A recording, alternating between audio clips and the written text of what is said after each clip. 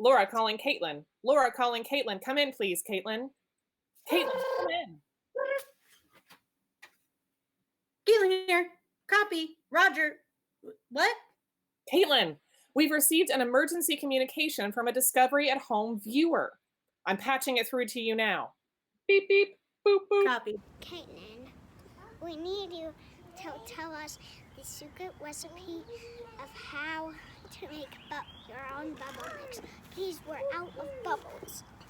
Please and thank you and bye. Amelia, I don't know the answer, but that's okay because we're engineers and we can experiment to figure it out. We're all counting on you, Caitlin. We can do this. We got this.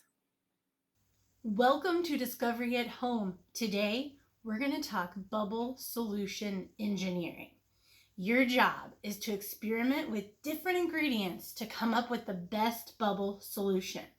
Now, you don't have to use the ones I use, but I'll let you know what I did during my experimentation. In this bowl, I mixed syrup, water, and dish soap all together. In the middle one here, I mixed dish soap, sugar, and water together. And over here, I mixed cornstarch, water, and dish soap together. Now, it wasn't enough cornstarch to make oobleck. It was pretty watered down. But then I went ahead and I tested them all. I don't have a bubble tool to test them. So I tell you what I'm going to do is I'm going to get my hand all soapy because bubbles tend to stay in their bubble shape if they touch something that feels the same as they do, so a little soapy. So I'm going to get my hand extra soapy and I'm going to test it. I'm going to make the opening with my hand here and then I'm going to force the air through the hand.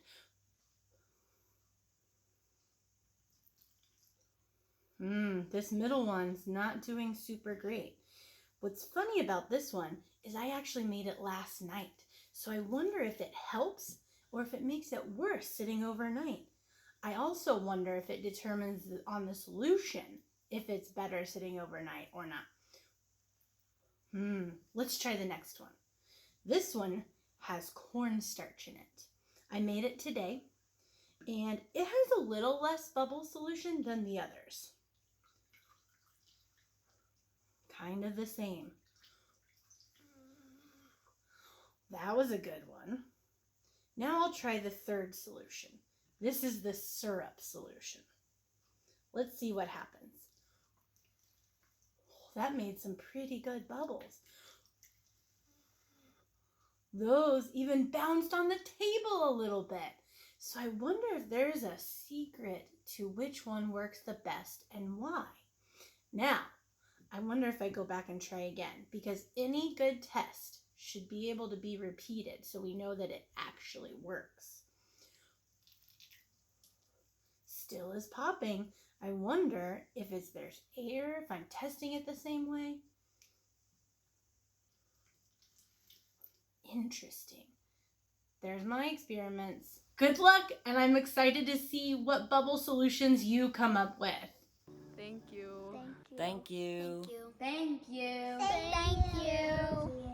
Thank you, Evergy. Thank you to Evergy for making Discovery at Home possible.